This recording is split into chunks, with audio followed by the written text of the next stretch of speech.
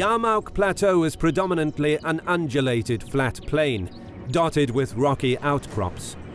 Rivers Yarmouk, Rukad, Alan and Harir slice deep into the level plateau, creating deep gorges with steep cliffs.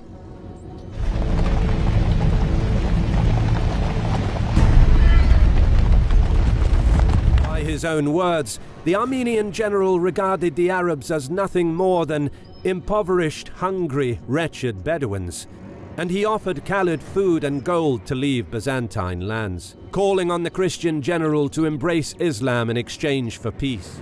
"If you refuse, there can only be war between us, and you will face men who love death as you love life." Negotiations were over.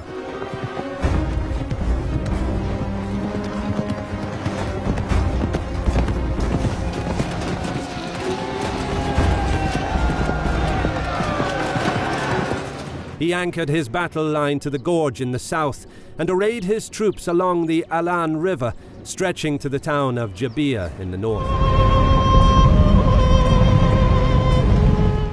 On his left flank, he placed the Slavic infantry, commanded by Kanatir, a Slavic prince. In the center, Jabala commanded the Ghassanid contingent, while Derjan led the Armenians. Gregory commanded the experienced Greek infantry on the right flank. It is said that the last Roman legion, the Macedonian 5th, was under his command. The Byzantine army numbered around 40,000.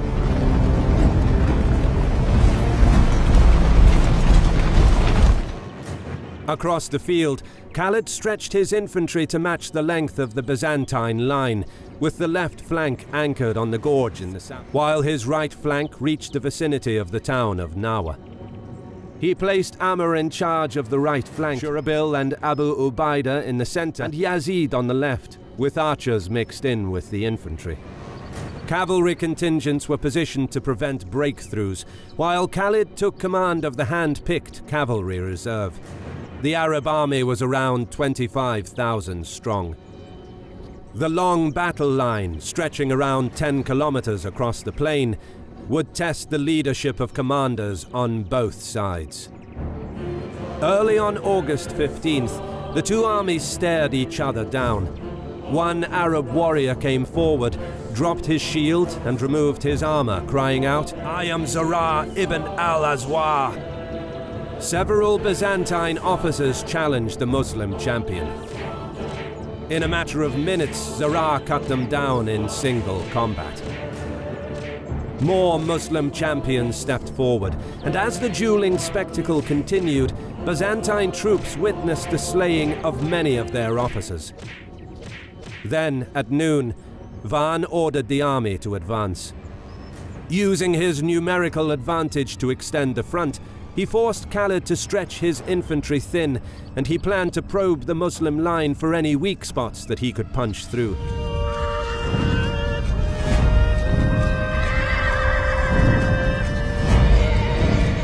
As the Byzantine army closed the distance, Van ordered a third of his infantry to advance on the enemy.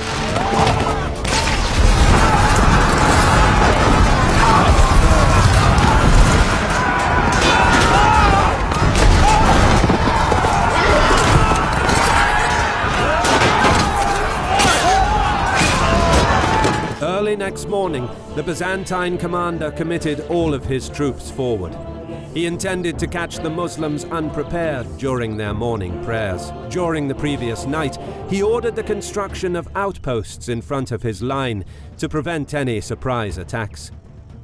Despite losing the element of surprise, Van remained confident in his drilled veterans. The Byzantine commander planned to apply steady pressure against the Muslim center in order to tie down as many of Khalid's troops as possible, while focusing the main thrust of his attack on the flanks, where he expected to overwhelm and drive the enemy from the field with his superior numbers.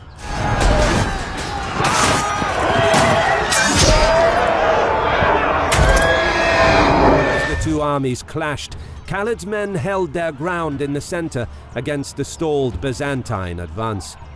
But for his troops on the flanks, the situation was different.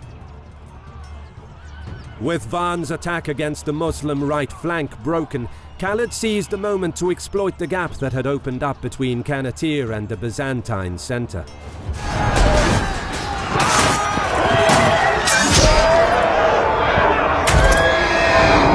By timing his flanking manoeuvre to perfection, Khalid managed to push the Byzantines back with fewer troops.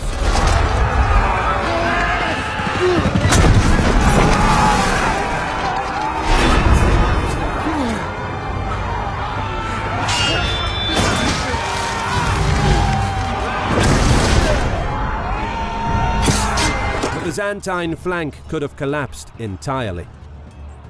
But the situation on the Muslim left was considerably more serious. Yazid's position was being overrun. Byzantine cavalry broke through the ranks and pushed towards the Muslim camp. Just as Van's plan appeared to be succeeding on the Muslim left, Khalid again showed his ability to adapt quickly. With the right flank stabilized, he dashed across the battlefield to aid the embattled Yazid.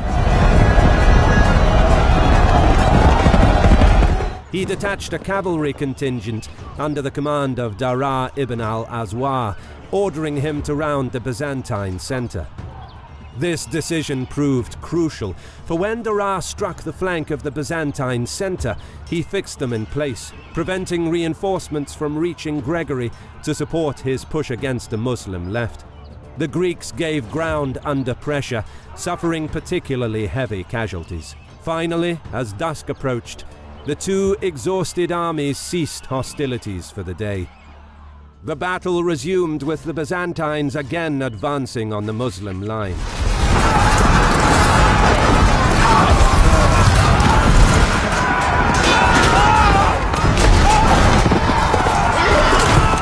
Bitter fighting ensued as the Byzantine heavy cavalry charge outmatched Arab light mounted units.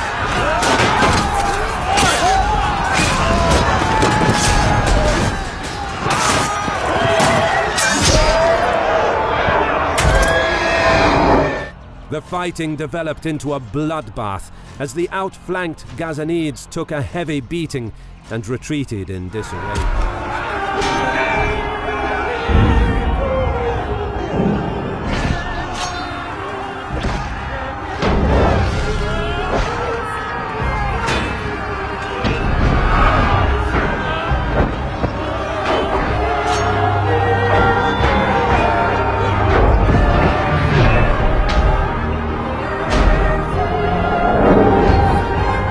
Khalid's well-timed flanking attack again stopped the Byzantines. The fourth day of the battle was devastating for the Arabs, particularly the left wing. But incredibly, they managed to hold back the Byzantines. Next morning, Van unexpectedly sent an emissary, offering a truce. Arab commanders met for an impromptu war council.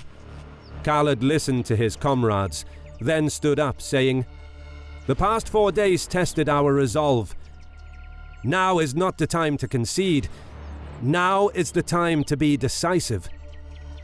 He argued that the strategy was to be on the defensive, wear out the enemy, then counterattack. As the sun rose on the next day, from the Byzantine line a hulking figure trotted out into the no-man's land.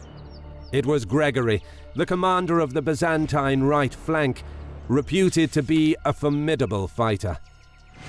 Abu Ubaidah answered the challenge. And with that, the tall, slim figure of Abu Ubaidah, a man in his 50s, rode out to meet Gregory. The two met in the middle, both excellent in single combat. Circling each other, they traded blows for several minutes, as both armies anxiously watched.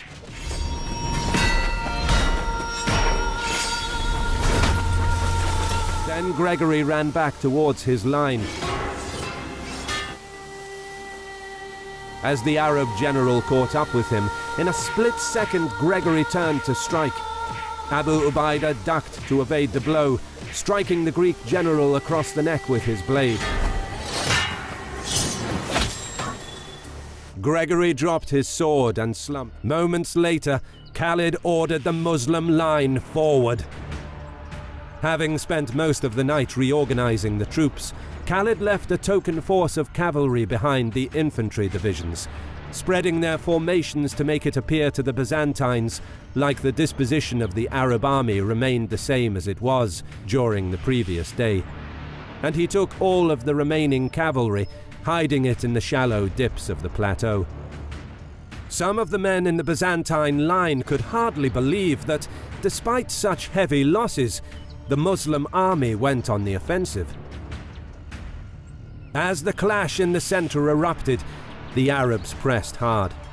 They were determined to drive the enemy back. Khalid sprung his trap. From the gentle dips in the terrain, 8,000 riders galloped forward.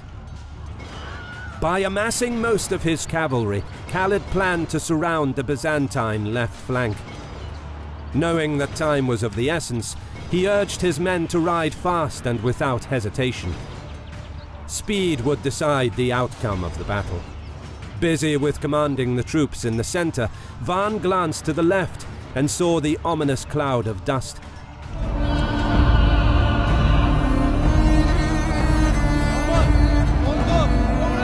In full gallop, Khalid surged past Amr's division and began to envelop Kanatir's Slavs.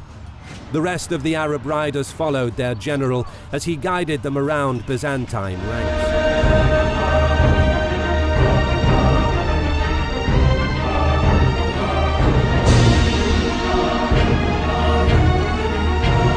As the Muslim riders smashed into Van's left, Khalid pierced an enemy soldier, breaking his lance in two.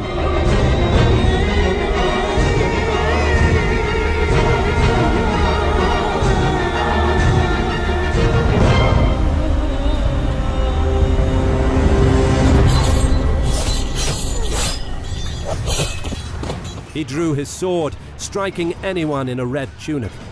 The horses twisted and turned, wreaking havoc among the Byzantine infantry. Jabala and the Ghassanids disengaged and started fleeing. But to their horror, they realized that the bridge across the Rukad, their main escape route, was blocked. Jabala's troops dispersed as each man tried to save himself. Kanatir fought on bravely, but the Slavic division was surrounded and stood no chance. The entire Byzantine line began collapsing. Byzantine cataphracts were attacked on all sides. Seeing that the situation was hopeless, they fled, abandoning the infantry to their fate. Khalid steadied his steed, closed his eyes, and whispered a prayer of gratitude. Though it was not immediately apparent, he knew that the battle was won.